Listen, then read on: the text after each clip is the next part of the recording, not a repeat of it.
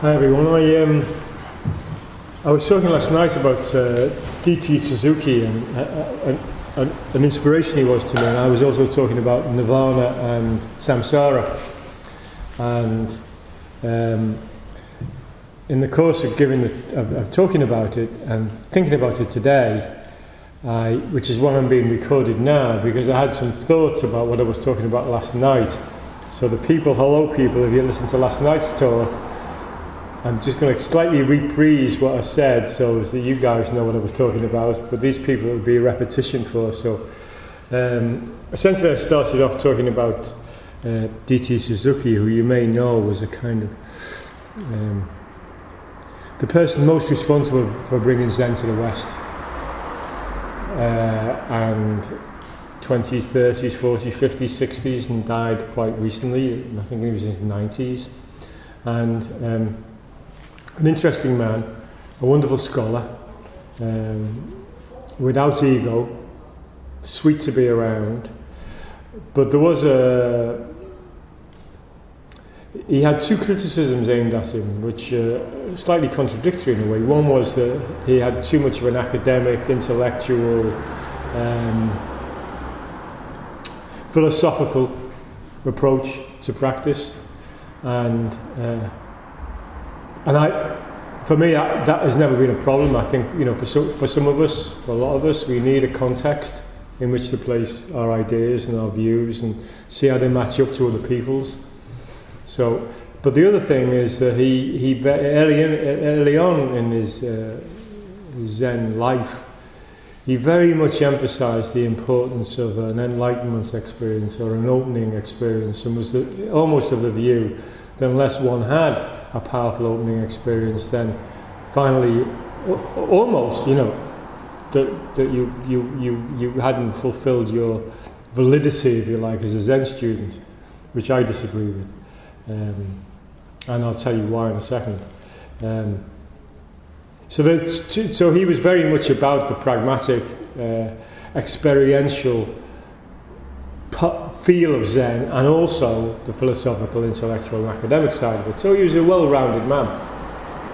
But the reason I brought it up yesterday was because toward the end of his life, I think most of the people around him, from what I can gather of what I read, were very much of the view that what he really manifested and expressed was compassion, was kindness, and that was the thrust of his practice. Really, was compassion.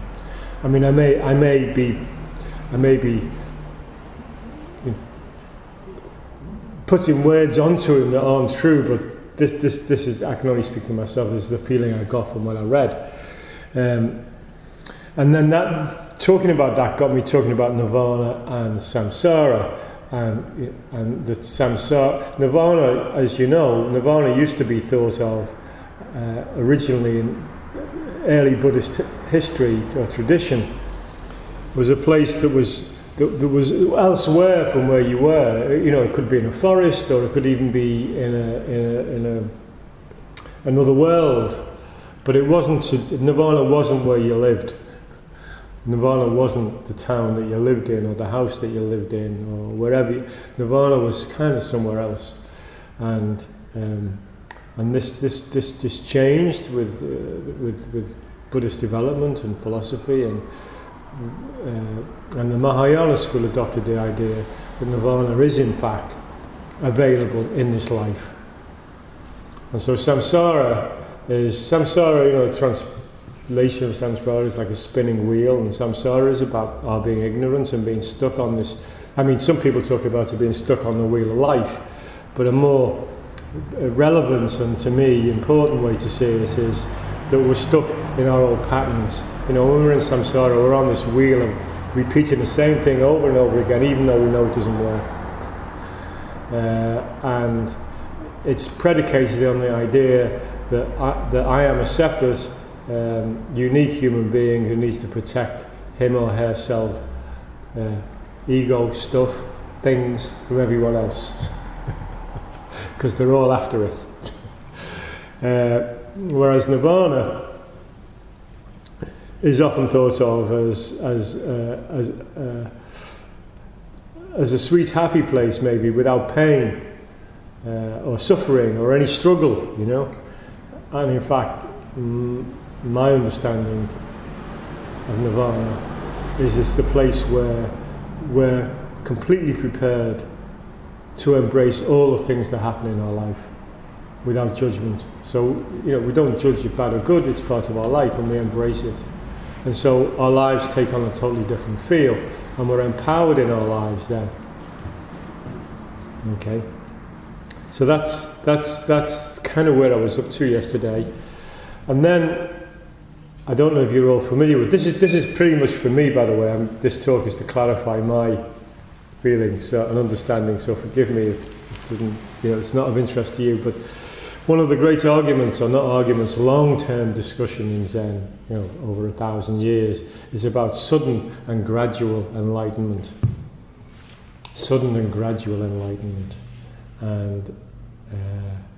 And so, and even in that phrase, there is a similarity in a way, because it always ends with this enlightenment. So even if it's gradual, it still seems to have an end point. If it's sudden, it still has an end point. And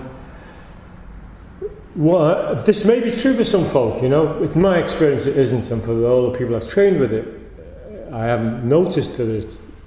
What I see, and more important for me, is transformation. I realise today the transformation is what's important. Our personal transformation, not. So, in that context, the gradual and sudden, and this may well have been talked about or written about before, but you know, it arose for me naturally. So I may be speaking out of turn in terms of traditional academic view or whatever. But for me, the gradual and sudden argument is irrelevant, because we may have a sudden enlightenment that comes quickly before we've done much practice. But in order for it to create real transformation in our being, which is, I'm assuming, is the only point that I would be interested in having it, requires many, many years of practice then. And then the other way, or if it's gradual, you know, we are practicing and practicing and practicing. So the transformation is taking place within that practice, and the enlightenment or the end experience is a confirmation of that, if you like, of our transformation. And even then, after that, there isn't any end to it. It doesn't stop. So there isn't a stopping point. And a lot, I was thinking, because we're a lay practice, principally a lay practice, so you know, most of us have jobs, some of us have families.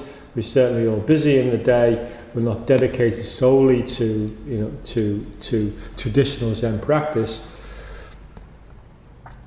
For most of us, we were not in the environment in which the kind of heat, the intensity of practice reaches inflammation point, you know, where it just needs like a bang and boom, and it all opens. We're not in that we're not leading that type of life. So we're, in a way, when we're almost bound, unless from grace, to a gradual path. Whereas in a monastic situation, there could be this intensity of practice which allows us to have this opening unitive experience. But it then has to be followed by transformation that's brought about by the friction of the conditions in which you live, if you live very close to people and you have a very strict and tight timetable. So, well, what I'm saying is that all of us, in all our different ways, in all the ways we practice, what it's finally about for me is transformation. And I don't see, sudden or gradual, certainly in my own case, that is a process that can be short-circuited, can be gainsaid. There is no short way to transformation.